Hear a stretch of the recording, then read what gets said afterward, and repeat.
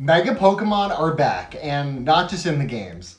Prices for these cards have exploded over the last year, and 2025 is shaping up to be the hottest mega market we've ever seen. Today, we're breaking down why Pokemon cards went crazy at the end of last year, why they stayed strong this year, and why I'm starting a brand new series focusing entirely on the Mega era.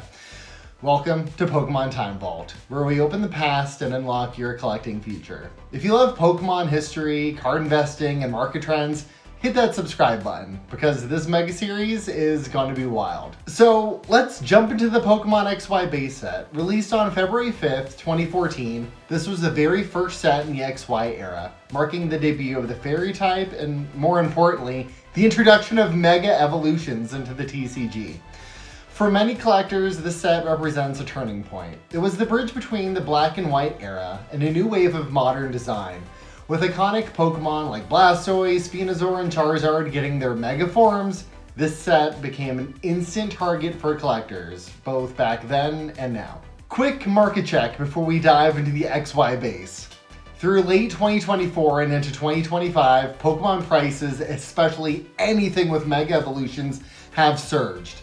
You can see it in the raw charts and sealed sales.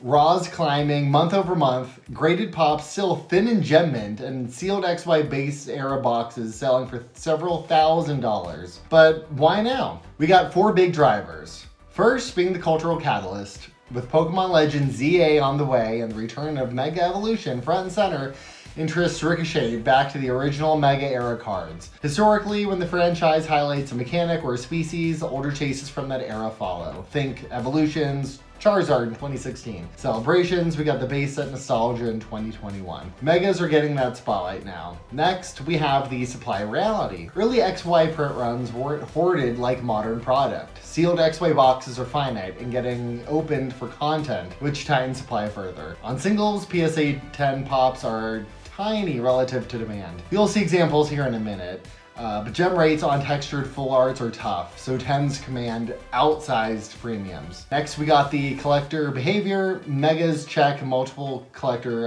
boxes. First era mechanic, fan favorite species like Blastoise, Venusaur, the Kalos Legends, and distinctive Katakana attack banners that feel uniquely XY. That mix has shifted buyers from nostalgic curious to must own, especially for clean copies. Last, we have information and liquidity. Most transparent comp data and weekly auction cycles make it easier for prices to ratchet up when supply is thin. A couple of record results and low pop grades quickly re-anchor the market higher. So what could push prices even higher? Things the Pokemon Company can do, or that history even suggests. One, heavy mega tie-ins around ZA. We got trailers, anime arcs, merch, and especially TCG promos or mega-themed subset in 2026. Each of these pulls new buyers into the old mega chase. 30th anniversary runway for next year. Historically, anniversary cycles bring waves of new collectors, and the originals from that era benefit first. Next, we got premium limited products that celebrate Kalos and Megas.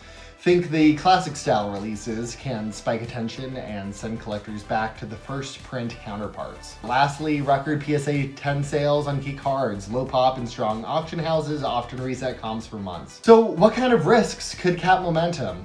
First, think a wave of grading turns up a lot new 9s and 10s, softening scarcity premiums.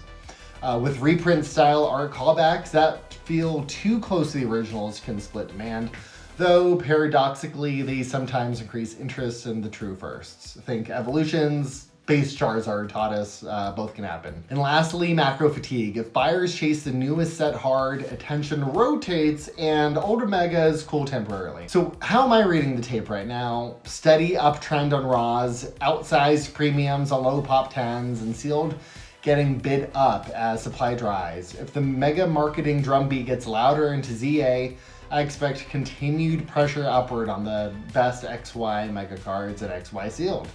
Especially the lowest population full arts and clean copies worthy of grading. Alright, so let's jump into the XY base set specifically. We'll start with the set and release, then look at sealed comps, and finally break down the megas and top full arts. What they're doing now, and why collectors want them, and what the chart suggests next. Now let's talk about sealed product, because this is where things get crazy. The XY base set booster box has become one of the hottest collector's items this year. As you can see from recent eBay sales, boxes are moving anywhere between $3,100 and $5,000, depending on condition and the seller. That's a huge jump considering these retailed for less than $100 back in 2014. The demand is fueled by nostalgia, rarity, and of course, the chance to pull those big ticket Mega EX cards. With more collectors entering the market and sealed product drying up, these boxes are only getting harder to find. And it wouldn't surprise me if we see prices climbing steadily into the $6,000 range in the next couple of months. First up on the card side, we've got Mega Blastoise EX. This card has seen incredible growth recently, going from around $10 raw in late 2024 to over $23 ungraded today. A PSA 10 Mega Blastoise recently sold for about $286, which is pretty strong considering the relatively high print numbers. The price chart shows steady upward momentum, which tells us collectors are chasing Mega Blastoise not just for the nostalgia, but also because it's such an iconic artwork.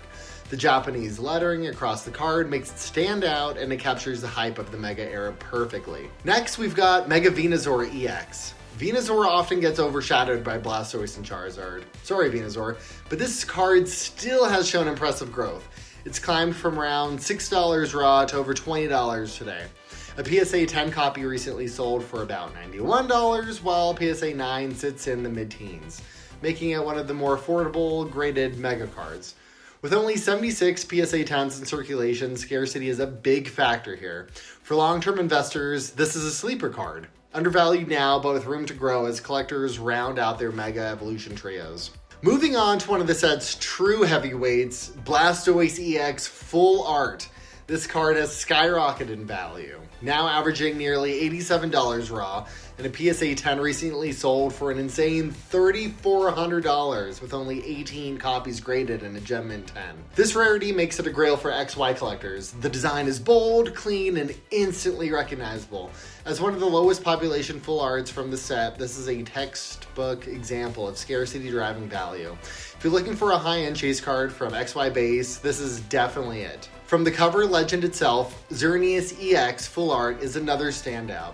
It's currently sitting at around $75 raw, and PSA 9s are hovering just under $50. Interestingly, there are only 12 PSA 10s graded right now, which means if one comes up for auction, it could easily set new price records. With Pokémon Legends Z-A on the horizon, bringing Mega Pokémon back into the spotlight, Xerneas has a lot of renewed collector interest. It's not just a playable card from its time, it's a centerpiece legendary with very low gem mint supply. On the flip side, we've got Yveltal EX, or however you say it, another fan favorite from XY. Its price history shows a sharp climb over the last year, now averaging $60 raw. A PSA 10 recently sold for around $102, which is relatively low considering his popularity and only 4 PSA 10s in existence.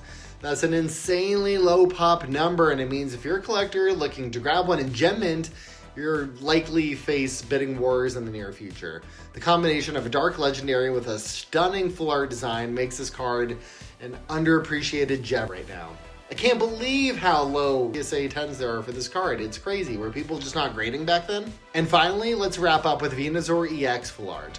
While it's not as expensive as Blastoise, it's still holding strong at around $55 raw. PSA 10s go for about $85, but here's the interesting part. PSA 9s are actually averaging around $244. Not sure exactly what happened here. I'm just having the feeling that maybe PSA 10 sold a lot longer ago than any recent PSA 9s. So with over 200 PSA 9s compared to just 22 PSA 10s, it's clear collectors are settling for maybe just whatever card they can get. But this card rounds out the trio nicely and adds balance to the XY base lineup. So there you have it, the XY base set, a cornerstone of modern Pokemon history packed with iconic Mega Evolutions and legendary full arts. From sealed booster boxes pushing $5,000 to PSA 10 Blastoise EX full arts breaking the $3,000 mark, this set has proven itself as both a nostalgic collectible and a strong long-term investment. With Megas making a resurgence in the Pokemon franchise, don't be surprised if these cards continue climbing. If you enjoyed this breakdown and want more set deep dives, don't forget to hit a like, subscribe, and let me know in the comments which XY base card you'd want in your collection or that you already have. All right, till then, see y'all next time.